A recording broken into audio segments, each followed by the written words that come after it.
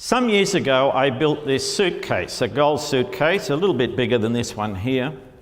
And out of that suitcase falls this.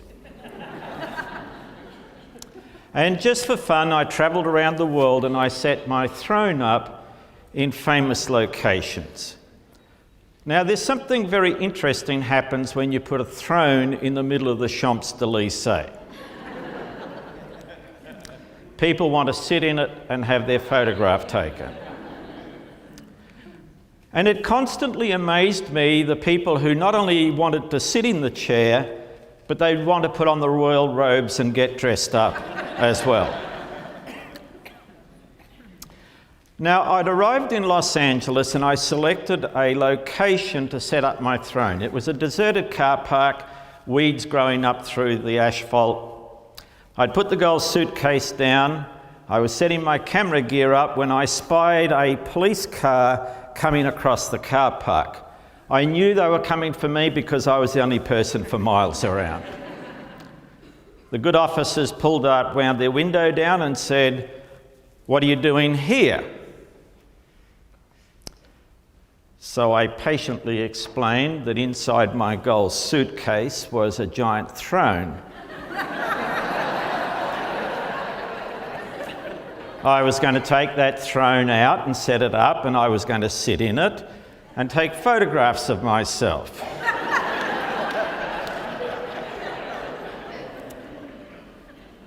And they said, "Well, you can't do it here." And I said, "Why not?" And they said, "Because as soon as it gets dark, this is where all the homeless people in downtown Los Angeles come to sleep, and you're not going to be safe, and that expensive camera gear is not going to last very long." And they drove off. And I disobeyed. And as soon as it got dark, homeless people began emerging out of the shadows. And guess what they all wanted to do? None of them were interested in stealing my expensive camera gear. They all wanted to sit on the throne and have their photograph taken. Now, this particular picture is a snapshot of what placemaking is all about. You see, when this homeless lady with all of her worldly goods parked in her lap sits on the throne, takes the scepter, puts the crown on her head, something magical happens.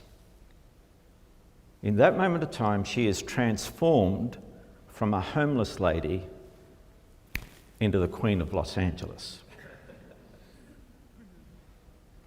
And at that precise moment, a crack appears in the wall of her reality, and through that crack she spies potential for herself that she never dreamed possible.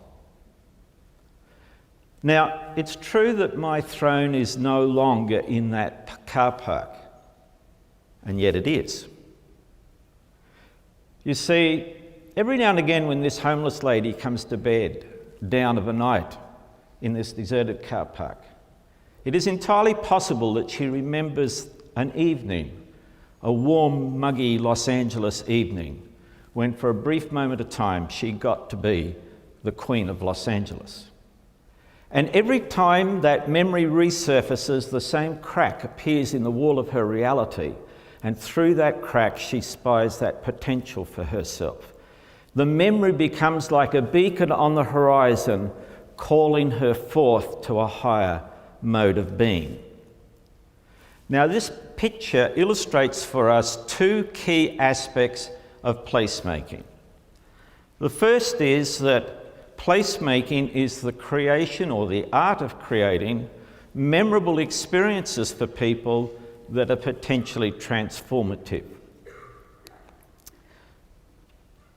The second is that place is the antidote to our addiction to movement. You see, we live in a very mobility-centric culture. At the time of the Industrial Revolution, we began believing that all progress requires movement. An idle machine is obviously an unproductive machine. Somebody sitting in a public space is obviously an unproductive member of society, unless they've got a cup of coffee in front of them. Do you know that in America, your forefathers said that each of you has the right to pursue happiness? As Americans, you do not have the right to sit and be happy.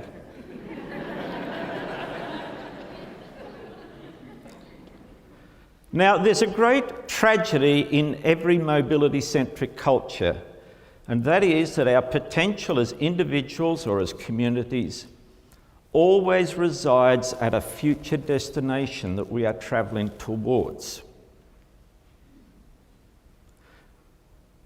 We will fly when we get our doctorate, when we get the job promotion, when we find the perfect partner, when we get rid of the person we thought was the perfect partner. As cities, we will fly when we get the stadium. Place breaks our focus on that singular future event and plugs us into the infinite possibilities that reside all around us, right here, right now. You see, the problem with always seeing our potential as something that resides in the future is that we get mired in the means. We find ourselves going to endless committee meetings or creating master plans or collecting petitions. All of them means to some future vision, and often we get lost in myriads of detours. I met a guy in Seattle some years ago who had been fighting his city hall for 20 years to have something done about the traffic problems in his home street.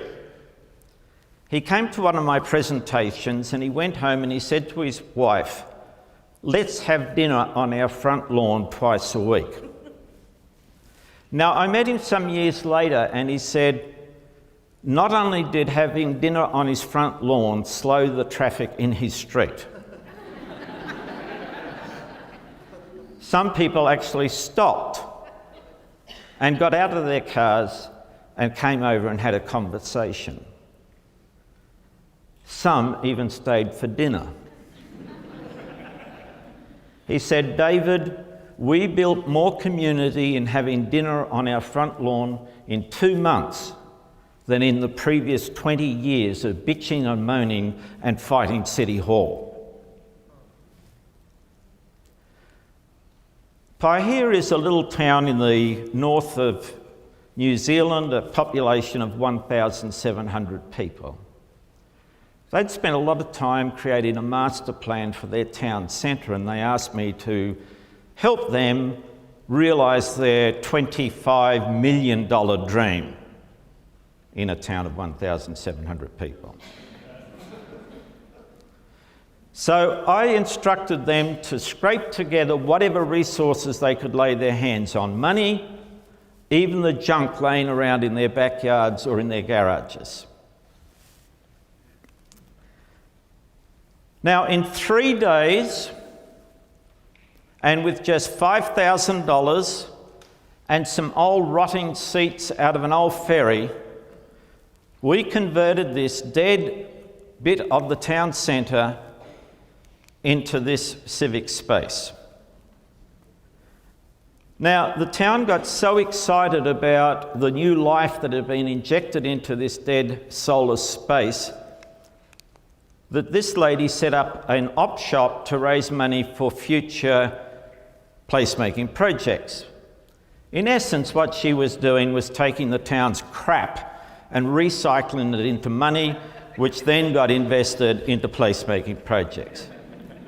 In 4 years, she has raised $300,000 recycling crap.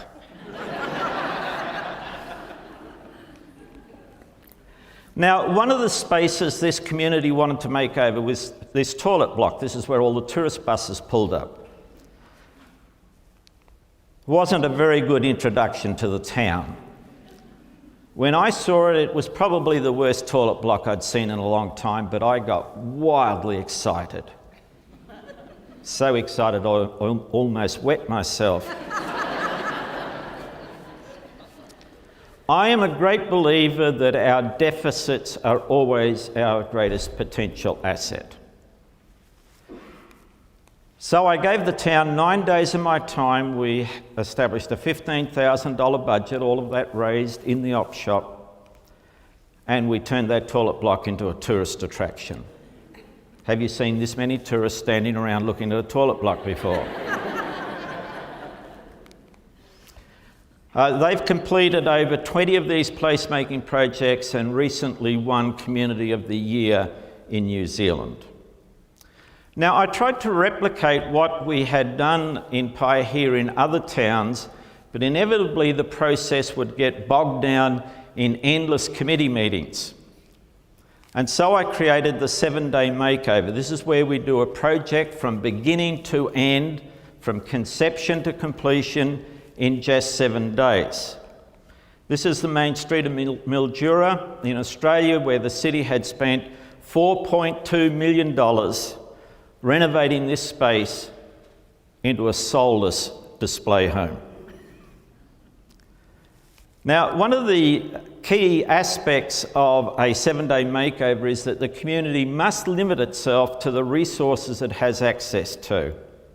We found this old bridge languishing in the council depot, and it was recycled into one of the key centrepieces of this makeover. We had access to 15,000 old tyres. This piece of old agricultural pipe was turned into a sculpture piece. This old fridge was turned into a mini library. All in 7 days, and starting with just $5,000 and the junk that we could lay our hands on.